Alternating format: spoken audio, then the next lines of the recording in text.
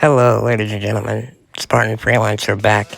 Now, I'm a little late to the party on this, but we're doing something a My little name is different. Daniel Kibblesmith, and I am the writer of New Warriors #1. I got interested in the New Warriors later. I remember seeing them on the shelf when I was a kid, picking up comics in the 90s, and just feeling like they were too cool for me. Like I was intimidated by, Night Thrasher Wait, had a you thought- blade coming out of his wrist. Why? Nova was really buff. They were all the edgy characters for the 90s. But as if that's as the cover case, then said. why are you New writing Warriors, them? I thought were really interesting characters because they occupy this really cool space. They're forever young, but they've now been around for 30 Oh, years. wow. My editors on the previous books I'd done, like Loki and Black Panther versus Deadpool, asked if I would be interested in doing a New Warriors tie-in that actually poses them as the authority figures in this conflict instead of the rebels, and I really liked the tension of that. So because the New Warriors are the authority figures in this story, they have to be mentoring new Warriors Please who don't are call under them the 21 and Wa- subject to the laws that triggered the Outlawed event. This new law is making it illegal to be a vigilante under the age of 21.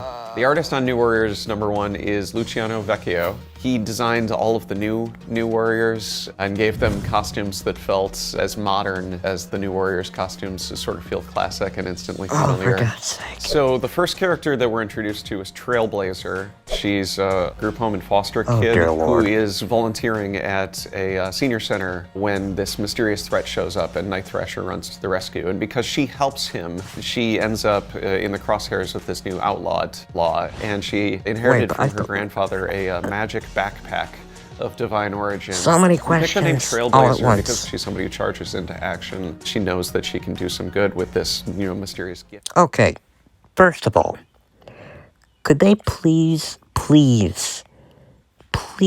make up their minds on, like, what race that chick is? Because in one frame, she's black, and then she's Asian. Can you make up your minds, please? I'm not asking for much, I'm really not. That's number one. Number two, charging into battle? Yeah, for about 5 seconds. And then she's gonna stop dead in her tracks, or more accurately, her trails, to sweat out all the pizza grease that she's obviously been shoving down her gullet. Now, let's do a compare-contrast for a moment, shall we? Now, I know that Batwoman has been getting some bad press, and for good reason, good God. But which would you rather have on your team? The overly cocky anti-hero, or someone with a magical backpack, quote-unquote, whose powers are not clear? Don't know about you, but I'm going with the person with the really bad track record of letting criminals get away. I'm gonna go with Batwoman on my team, because at least, yeah, she's a sad excuse for a crime fighter, but at least she can fight.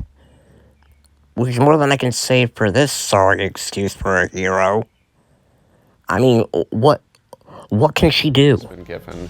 Screen time is a internet kid taken to its sort of logical conclusion. Oh my As goodness. a youth, he was exposed to his grandfather's experimental And I internet thought gas, Trailblazer and that was bad. has patched him permanently into the World Wide Web. The word screen time is only ever used in a sort of restrictive sense, and because we're doing a story about teenage rebels, a lot of the names are about teens fighting against labels that are put on them. So with screen time, we liked the idea that he has infinite. Oh my god. Okay, what is internet gas? Number one. Number two, really, that's it?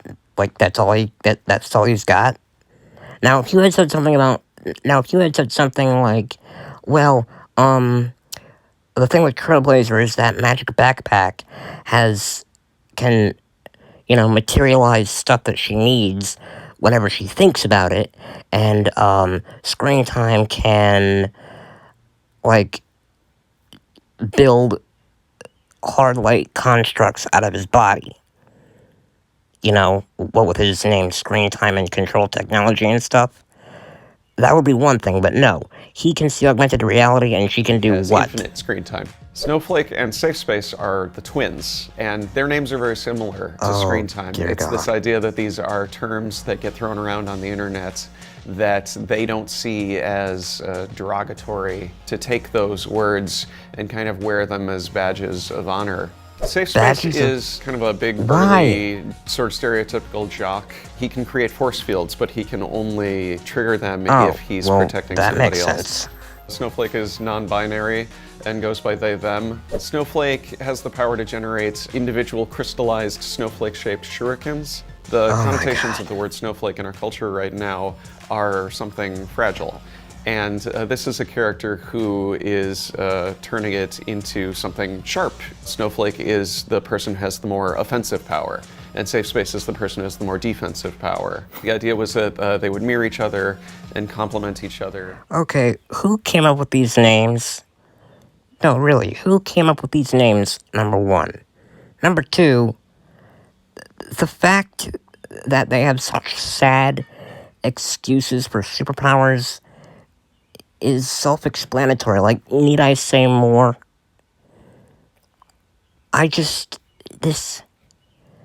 So, Safe Space can only create force fields if he's protecting someone. So, in a one-on-one fight, he can do Jack Diddley. Yeah, he sounds real useful. I want him on my team. Yeah. Get out of here, Tony Stark. We have Safe Space, the useless shield generator. And Snowflake can generate snowflake shurikens. We have mutants in the X-Men roster that can create avalanches with his hands. And we think that Snowflake is a match for this? Holy crap, we really did downgrade in both the villain and hero rosters. We downgraded significantly, oh my goodness. I mean, she can't just have and why Snowflake as her name? There are so many good names out there, like Snowstorm. E Negative is the goth kid. When he was a baby, the worst one yet. Rogue life-saving blood transfusion, we assume, from Michael Morbius. And now he has a very similar look and very similar vampire powers. B Negative also is obviously a pun. It's a blood type. Yeah, it's a bad which is great pun. for a vampire character. And it's also a proud pathetic ownership pun. of the idea of having a bad attitude. I want the people who read Our New Warriors to feel all of the excitement that they felt if they read the 90s one. We want it to have big, colorful characters, personality clashes, romance, a diverse cast, which is something that the New Warriors titles have always strived to make a priority. Every New Warriors comic has always felt like a reflection of the year that it came out. And I don't think we're worried about being dated. I think we're way more interested about it being now. No, dude. No. See, what you failed to realize, Mr. Kibblesmith, is this book was dated before the video even started. Your heroes got dated the second you showed them off. Their costumes are lame, powers are worse, and altogether okay, I'm gonna be honest with you. B Negative, the quote-unquote goth kid, is the only one of them that I can actually see being useful, potentially, because Well, I mean, think about it. If he has vampire powers, then he can, you know, bite criminals on the neck and either disable them or kill them. But see, that's the con. He doesn't seem like a hero or even an anti-hero. He seems like a villain. So why you would have that kid on your team is a mystery for the ages. And yeah, I guess you could make the argument, but Freelancer, you know, they said he's goth, and goth is like emo, so maybe they're trying to, you know, bring him into society. And I get that, I do. But whose job is it to make sure he adjusts well in society? The sad excuse for a superhero team? Or his mom? Last I checked, it falls on the parents. So, if he was my son, I would get him into counseling and maybe find a cure. Or you know what? No. Even better idea. Send him off to the Xavier Institute. Because that is now coming to the MCU. And why are they doing this now? Why are they hiring people based on these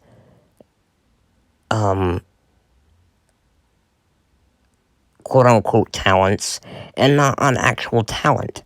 How did we downgrade from, like, you know, 2010, 2012 with really good movies, really good stories and all that stuff, to now where everything has to either look like this with just sad, pathetic stories with pathetic characters,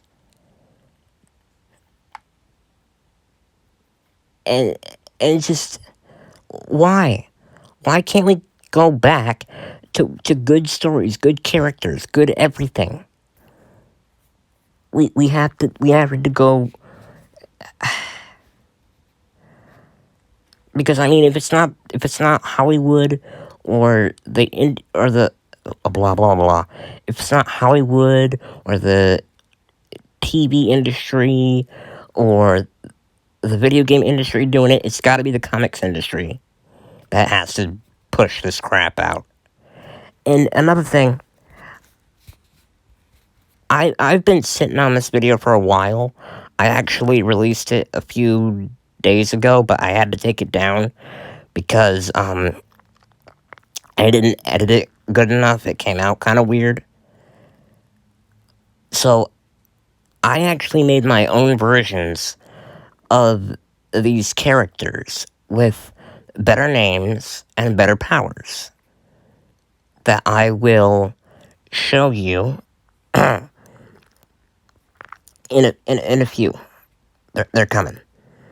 They're at the end of the Titanfall 2 gameplay that you're watching right now. Oh, here they come. They're coming right about now. Okay, so this is Blast Star. Alright? That's his name. This is his sister, Twinkle. Okay? This is Shock Claw. This one is Techno. And this one is Stringer. Okay? See, I tried to give them names I felt were appropriate for their power set. So let's start with the twins. Twinkle and Blast Star. Blast Star and Twinkle have elemental powers. They can create elemental constructs of weapons, but they have a pro and con. Twinkle's pro is with her power, she can create like this crystal, like a void crystal star that encases her enemies and plays a jingle that makes them fall asleep. That's why her name is Twinkle. Because, twinkle, twinkle, little star. That's what always plays when they get caught in that thing. But the con is, her weapons are only elemental. But they do more damage. That's the pro.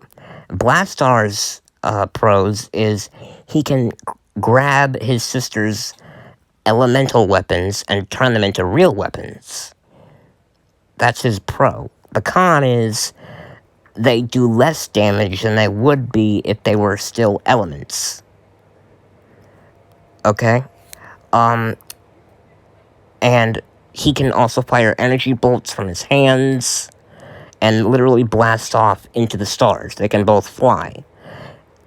Those are the twins. And Techno is basically the Marvel equivalent of Green Lantern in a sense that she can create hard light constructs from her body with her technological powers.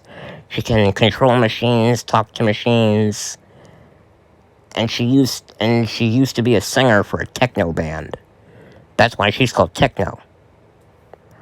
Shockclaw is the son of Black Panther with electricity-based powers, so that's self-explanatory. That's why he's called Shockclaw. And Stringer has a Venom-esque symbiote.